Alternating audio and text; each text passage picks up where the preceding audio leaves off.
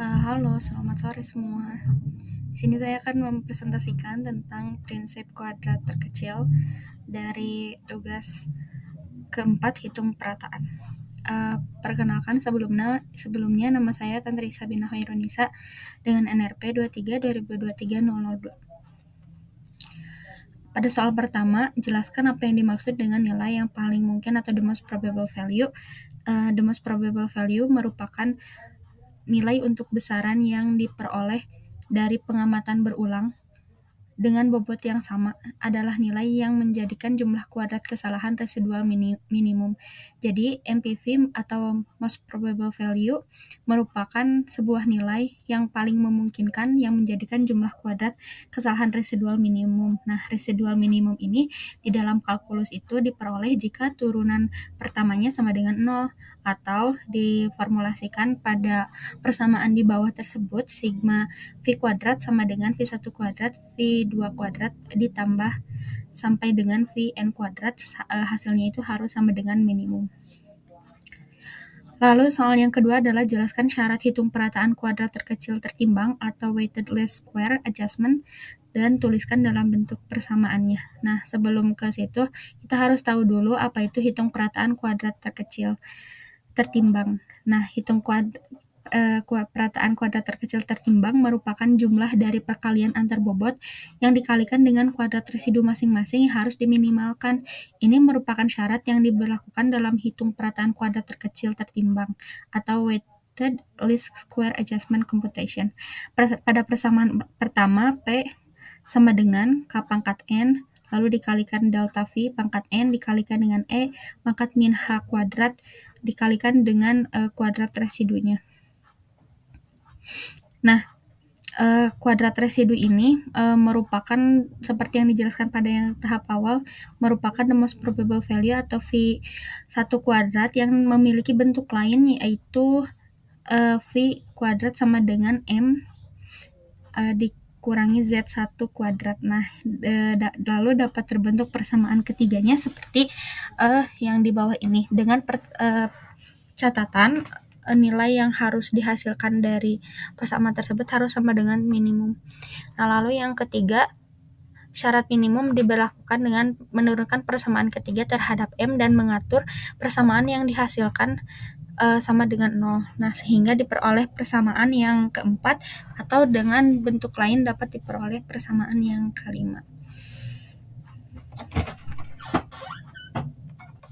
Nah, lalu apa yang dimaksud dengan model stokastik? Model stokastik ini merupakan model yang menentukan variansi dan bobot pengamatan di dalam penyesuaian kuadrat terkecil. Lalu apa fungsi model stokastik dalam hitung perataan? Nah, model stokastik ini memainkan peran penting dalam hitung perataan, terutama dalam konteks pengolahan data yang mengandung ketidakpastian. Lalu apa yang dimaksud dengan persamaan pengamatan pada teknik hitung perataan parameter? Berikan contohnya. Nah, pengamatan persamaan pada teknik perhitungan parameter merupakan pengamatan yang dinyatakan sebagai fungsi parameter dari unknown atau nilai yang dicari yang tidak pernah diukur secara langsung. Contohnya adalah persamaan koordinat yang diketahui digunakan untuk memodelkan sudut, arah, dan jarak yang diukur pada suatu survei bidang datar. Lalu jika suatu persamaan pengamatan tidak linear, apa yang harus dilakukan untuk melinearisasi persamaan tersebut? Jelaskan dan tuliskan model matematikanya.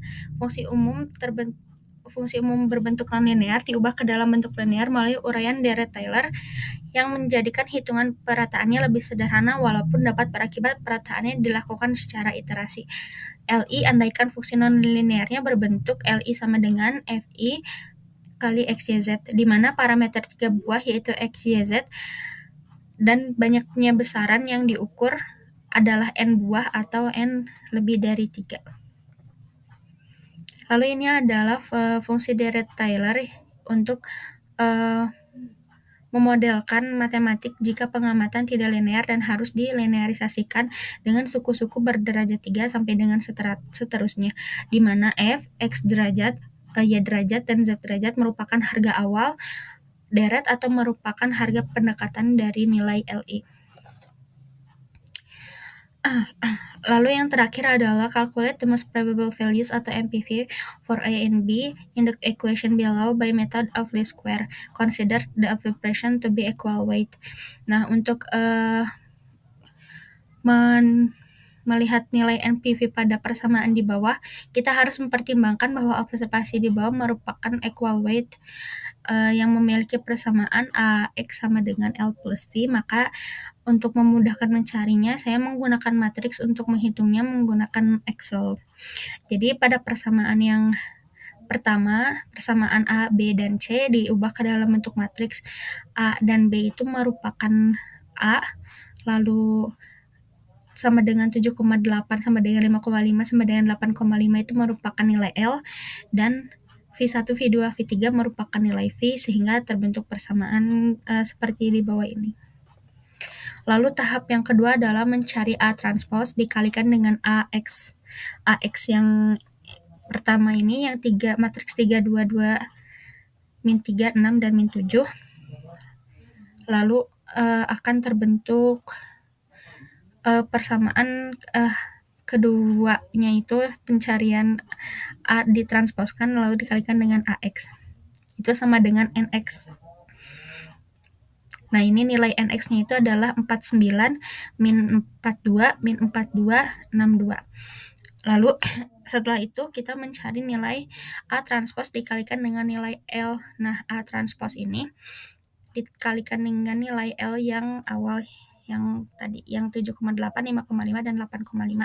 Lalu diperoleh hasil 85, matriks 85 dan min 60. Lalu untuk mencari nilai AB atau di sini adalah nilai X, kita harus mengalihkan nilai NX diinverskan dikalikan dengan nilai A transpose dikali L yang nilai awal yang pertama yang kedua ini.